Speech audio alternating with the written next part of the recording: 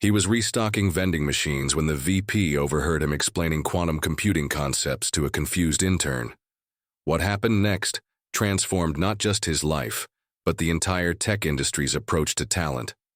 Most people at Nexus Technologies never really saw the maintenance crew. They existed in the periphery, rolling carts through hallways at dawn, refilling coffee stations, fixing the occasional printer jam. Background players in the theater of corporate hustle, invisible, as the hum of air conditioning. It was Tuesday morning in Seattle's tech corridor, and Nexus Technologies buzzed with its usual energy. Keyboards clicking, phones ringing, the constant murmur of innovation happening at the speed of caffeine. Dr. Sarah Chen, the company's vice president of advanced computing, was heading to her corner office when she heard something that stopped her mid-stride. A voice, clear and confident, breaking down complex mathematical concepts with the ease of someone explaining how to tie shoes. But it wasn't coming from one of the developer pods or the AI research lab. It was coming from the break room, near the vending machines. She paused, listening more carefully. Someone was explaining machine learning algorithms, not the buzzword, version that got thrown around in marketing meetings, but the real mathematics behind neural networks. The genuine article, deep, technical, precise. Dr. Chen rounded the corner and saw him. A man in Navy work coveralls, maybe early 30s, with calloused hands and graying temples. He was crouched beside an open vending machine, tools scattered around him. But his attention was focused on a young intern who looked completely overwhelmed. "See, the thing about backpropagation," he was saying, his voice patient and warm, "is that it's just calculus in reverse. The network makes a prediction, sees how wrong it was, then works backward through each layer, adjusting the weights. Like retracing your steps to find where you dropped your keys." The intern's face lit up with understanding. "Oh, so it's learning from its mistakes?" "Exactly. Each error becomes a teacher. The more mistakes it makes early on, the smarter it gets later. Kinda like life, really." Dr. Chen felt her eyebrows climb toward her hairline. She'd heard PhD candidates struggle to explain backpropagation that clearly. Yet here was a maintenance worker making it sound like common sense. The man finished his explanation, handed the intern a business card from his pocket, not his own, but the card of a professor at the University of Washington, and said, "Dr. Martinez runs a great machine learning course. Tell him Marcus sent you, he'll remember me." "Marcus." Dr. Chen filed the name away as she watched him return to the vending machine, methodically checking circuits and replacing components with the same precision he'd used to break down complex algorithms. She approached slowly, not wanting to startle him. "Excuse me?" He looked up, wiping his hands on a shop rag. "Yes, ma'am. Machine giving you trouble?" "No, actually. I couldn't help but overhear your explanation of neural networks. That was surprisingly sophisticated." Marcus straightened, his expression guarded but polite. "Just trying to help the kid out." He looked lost. "You seem to know quite a bit about machine learning." A slight smile crossed his face. "I read." Dr. Chen studied him more carefully. There was something in his eyes, a depth that spoke of genuine understanding, not just surface knowledge gleaned from YouTube videos. "What kind of reading?" "Research papers, mostly, Arxiv, Nature, IEE publications, whatever I can get my hands on." He paused. "Library has good internet." She blinked. Archive was where cutting-edge AI research got published before peer review. Half her team struggled to parse those papers. "How long have you been studying machine learning?" Marcus shrugged, closing the vending machine panel. 15 years, give or take. Started when I was deployed in Afghanistan. Had a lot of downtime between missions, and my sergeant had a computer science degree. He got me started with the basics." "You were military?" "Army Rangers. Did 3 tours before an IED took out my hearing in my left ear. Medical discharge." He tapped his ear, where she now noticed a small hearing aid. "Came back, needed work. Maintenance pays steady, and it lets me think while I work." Dr. Chen felt that familiar tightness in her chest that came with recognizing a profound injustice. Here was a man who clearly understood advanced computing concepts, possibly better than some of her senior developers. spending his days fixing vending machines because life had given him limited options. "Marcus," she said finally. "What's your last name?" "Rivera." "Mr. Rivera, are you free for a few minutes? I'd like to continue this conversation in my office." He glanced at his cart of tools, then at his watch. "I've got 3 more machines to service before lunch. I'll square it with your supervisor." Something flickered across his face. Surprise. Maybe caution. People like him probably weren't used to VPs wanting to chat. "All right," he said quietly, "but I should probably wash up first." 20 minutes later, Marcus sat across from Dr. Chen in her glass-walled office overlooking Elliott Bay. He'd cleaned up, but still looked distinctly out of place among the sleek furniture and walls covered with degrees from MIT and Stanford. Dr. Chen leaned forward, genuinely curious. "So Marcus, help me understand something. You clearly have a deep grasp of machine learning concepts. Why aren't you working in tech?" He was quiet for a long moment, staring out at the water. "Ever try to get a tech job without a degree? You don't have a computer science degree? Don't have any degree. Had a scholarship to study engineering at UT Austin, but that got put on hold when I enlisted after 9/11. Then life happened." He shrugged. "Hard to explain 15 years of self-study to an HR algorithm that's looking for keywords from fancy schools." Dr. Chen nodded slowly. She'd seen those hiring algorithms. They were ruthlessly efficient at filtering out unconventional candidates. "But you kept learning anyway." "Couldn't stop if I tried." When you understand how neural networks actually work, how they mirror biological processes in the brain, how we're essentially teaching sand to think. He paused, then laughed. "Sorry, I know how that sounds. It sounds like passion." "Yeah, well, passion doesn't pay rent." She studied his face, seeing intelligence, curiosity, and something else. A quiet frustration of someone who'd been underestimated for too long. "Marcus, what if I told you we have an opening in our R&D department, junior researcher position, working on natural language processing?" His expression didn't change immediately. When it did, it wasn't excitement, it was skepticism. "Ma'am, I appreciate the thought, but I'm serious." "Why?" It was a fair question. Dr. Chen considered her answer carefully. "Because in 15 minutes, you explained backpropagation better than most of my team. Because you're reading archive. Papers for fun. And because I have a feeling we've been overlooking exactly the kind of mind we need." Marcus was quiet for a long time. What would people say? Guy with no degree, no credentials, just walks into a research position? They'd say I hired the best person for the job. "And if I fail?" Dr. Chen smiled. "Then you'll learn from the mistake and get better." Isn't that how neural networks work? For the first time since entering her office, Marcus grinned. Fair point. The news traveled through Nexus Technologies like wildfire. By Thursday, everyone knew about Marcus Rivera, the maintenance guy who'd been promoted to the AI research team. Reactions were mixed, to put it diplomatically. In the developers' break room, conversations buzzed with curiosity and skepticism. "I heard he doesn't even have a degree," whispered one senior developer. "How does someone go from fixing vending machines to working on neural networks?" "Maybe he's secretly a genius," suggested another. "Or maybe Chen's lost her mind." But not everyone was doubtful.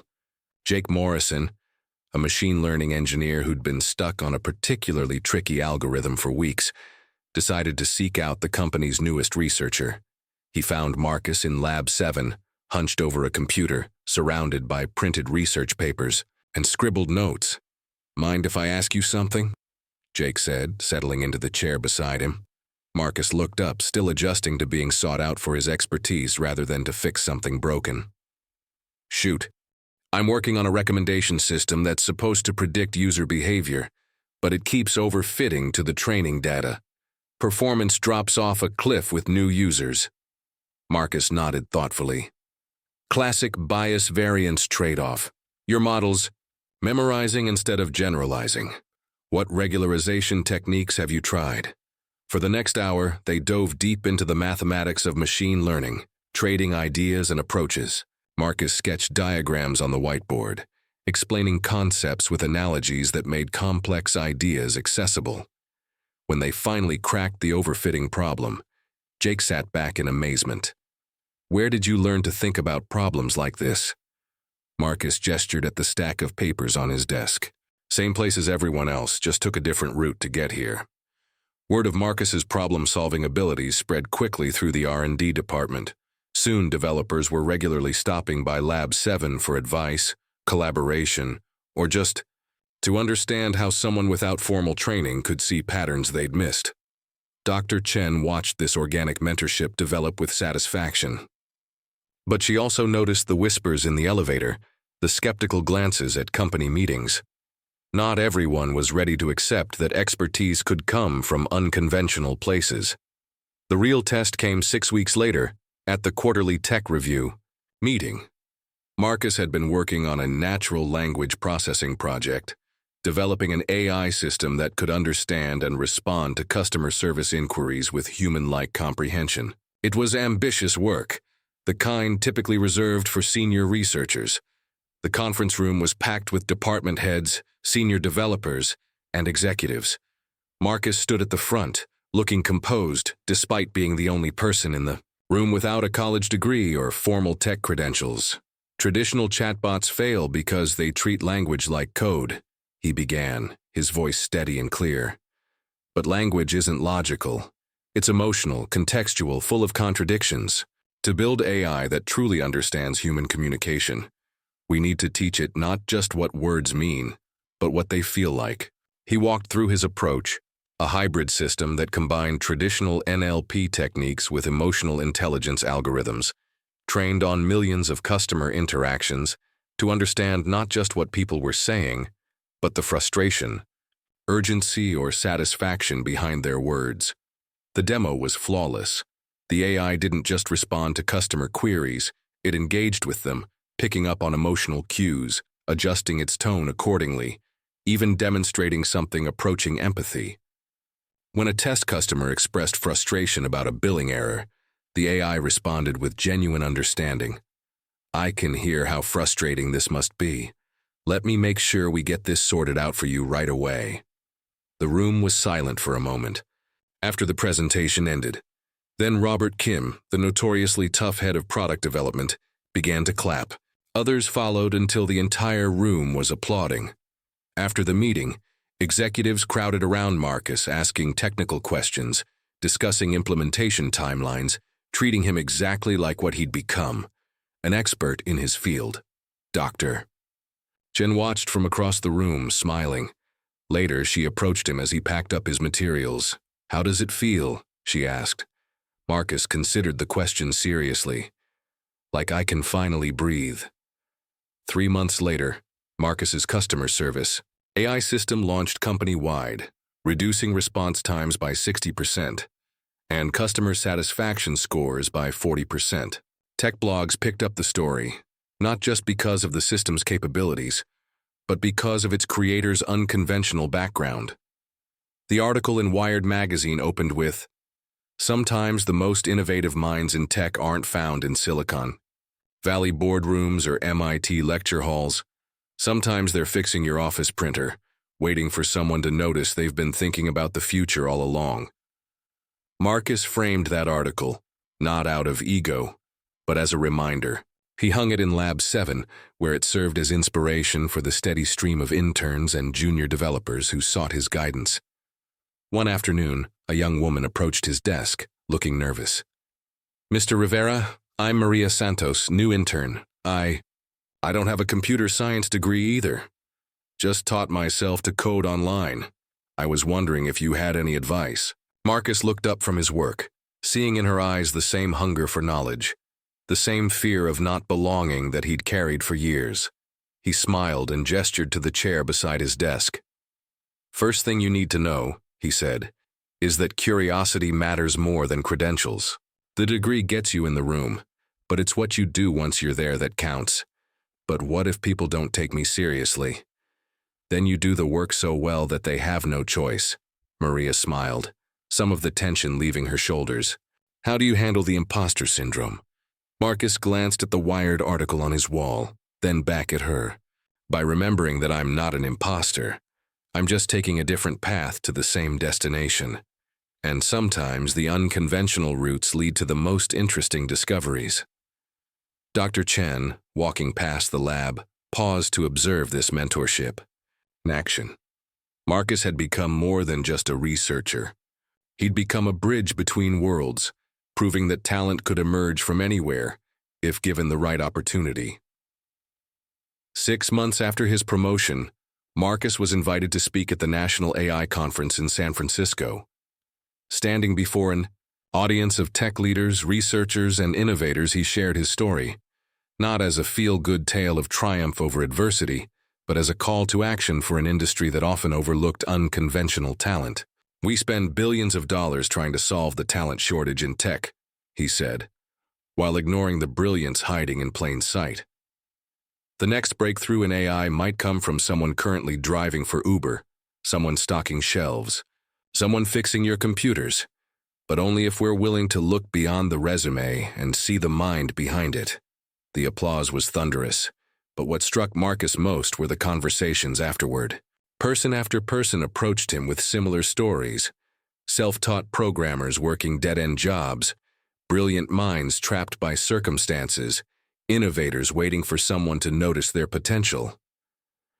A month later, Nexus Technologies announced the Rivera Initiative, a program designed to identify and develop unconventional talent within the company. Maintenance staff, security guards, administrative assistants.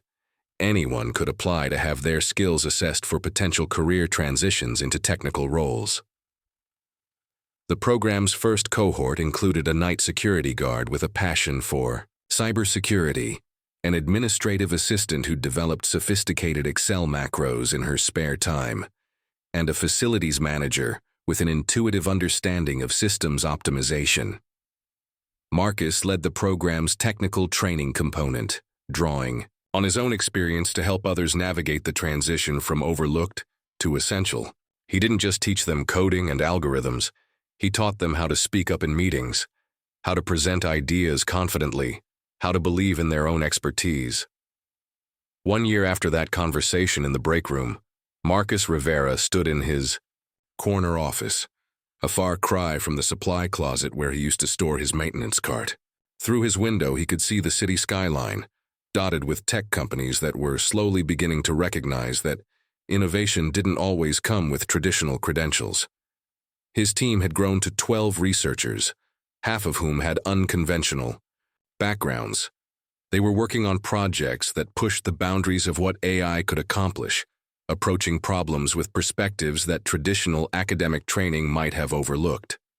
Dr. Chen stopped by his office that afternoon, as she often did when she needed a reminder of why she loved her job. "Any regrets?" she asked, settling into the chair across from his desk. Marcus considered the question, glancing at the maintenance uniform hanging in his closet. Not a trophy, but a reminder of how far persistence and curiosity could take someone. "Just one," he said finally. "I wish I'd had the courage to speak up sooner." Dr. Chen smiled. "Lucky for us, you spoke up when it mattered most." The story of Marcus Rivera spread throughout the tech industry, not as an anomaly, but as a wake-up call.